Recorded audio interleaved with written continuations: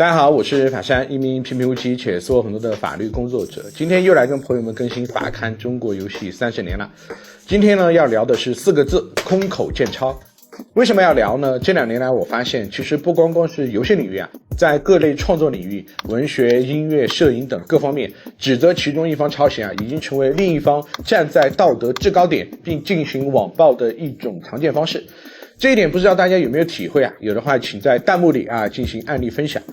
是的，作品維權沒有任何問題，因為自己創造出來的作品就應該得到法律上的尊重。可維權多少侵權假辱之名已行，背後的原因呢，要麼是故意，我先指責你抄襲，讓你在危機公關下身敗名裂。官司呢，要麼不打，即使你反過來告我名譽侵權，一打個1年半載，就算你贏了，好事不出門，我的目的也已經達到。要麼呢，就是不小心記憶過失。這是什麼意思呢？意思就是你以為對方抄了，其實對方沒抄，因為你壓根兒不知道法律上認定侵權的標準到底是什麼。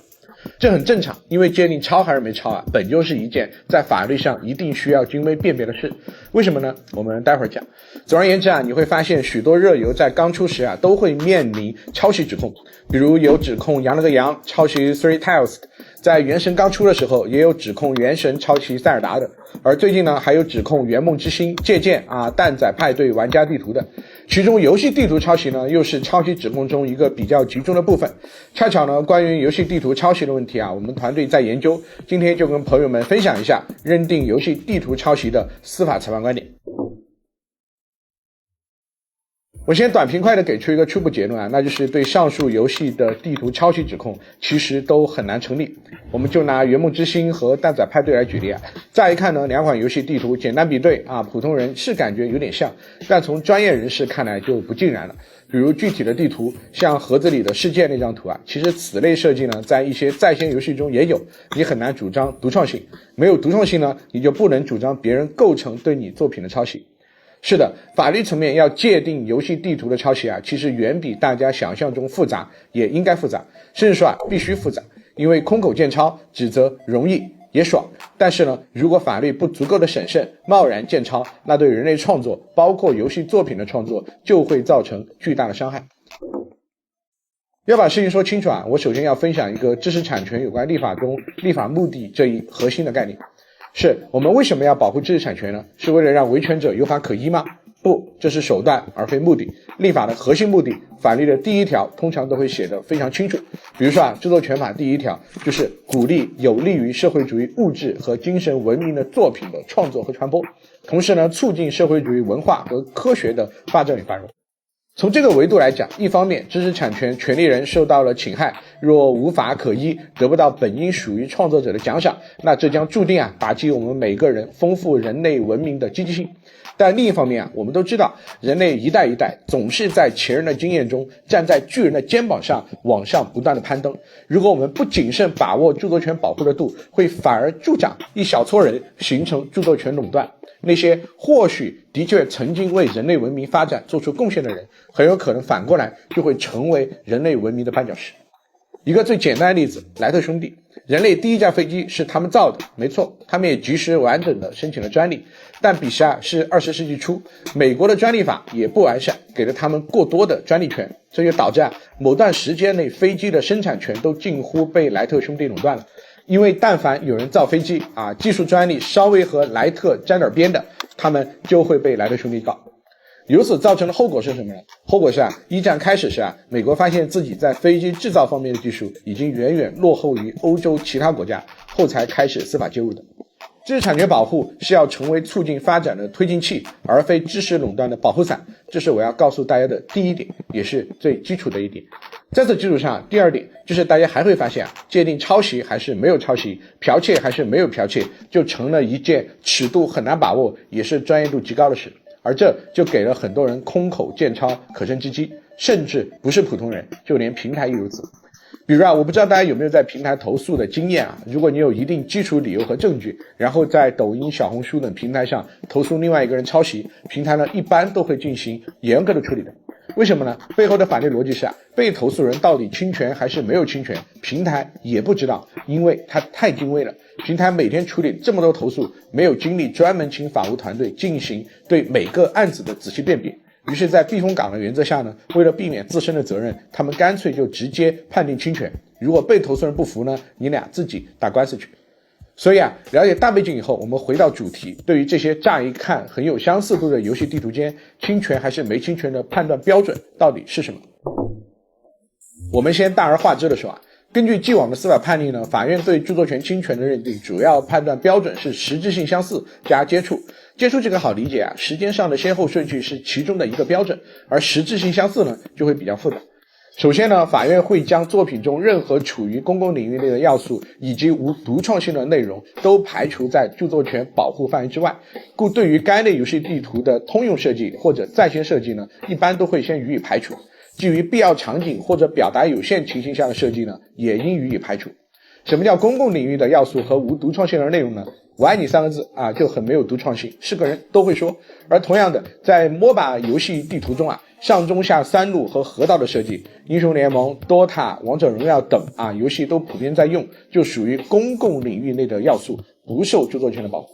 所以大家明白了嗎？認定作品有無侵權就是一個去粗取精的過程。眼前是一塊石頭，我們先把公知素材去掉，再把已經在先的內容去掉，最後剩下那一點，我們再看你是否具有獨創性，是否可複製，到底是思想還是表達。如果是思想而非表達，那對不起，也不受著作權法的保護。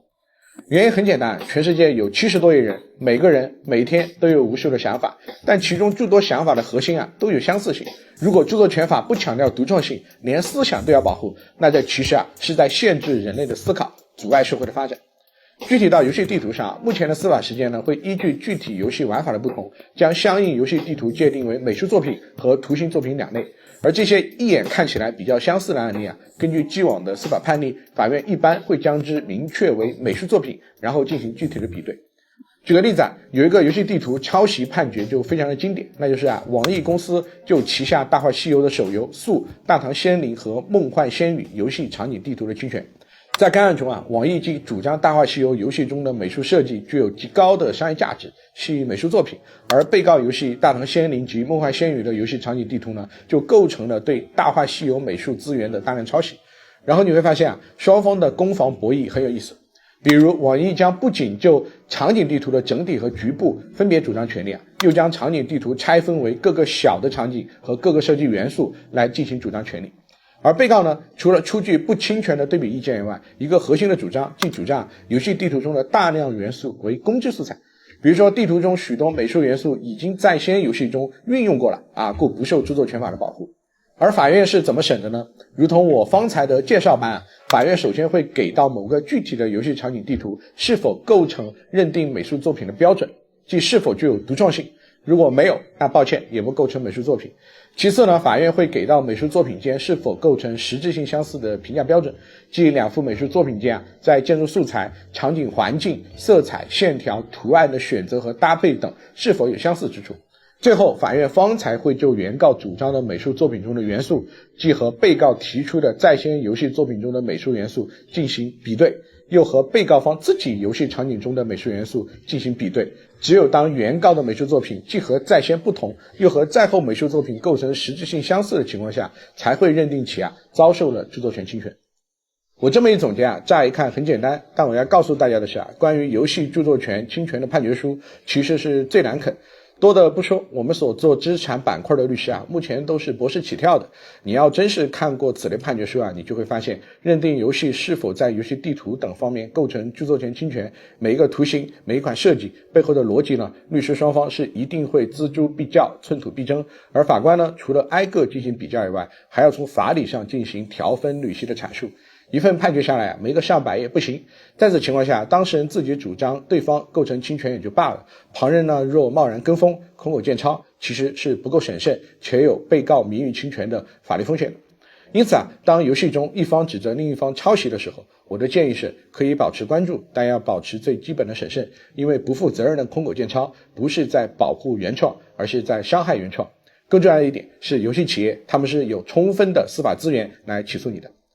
還是那句話，法律層面認定是否構成侵權的標準和大家泛泛意義上認定是否構成侵權的標準不一樣，要高很多。法律這麼做呢，不是要揍人抄襲，而是要防止少部分人對知識的壟斷。法律要做的是保護並促進我們每一個人將腦海中的智慧投入人類文明的汪洋大海，並由此獲得相應的報酬，而非成為知識壟斷階級的保護傘，讓他們騎在每個創作者身上敲竹槓作威作福。而如果你不明玄機還出來帶節奏，要是最終被認定沒有抄襲那你是會被反噬的。具體的案例呢，我不多说懂的都懂。是的，我們要警惕知识產權壟斷，尤其是在遊戲領域。道理很簡單，對於行業門檻越來越高的遊戲行業來說若出現了遊戲行業包括玩法等在內的絕對壟斷，那最大的獲益方肯定是行業的寡頭，而非你我。而由此帶來的後果，到底對遊戲行業的發展是促進還是倒退？答案不言自明。歡迎來到真實的法律世界，我是法山，我們下期再見。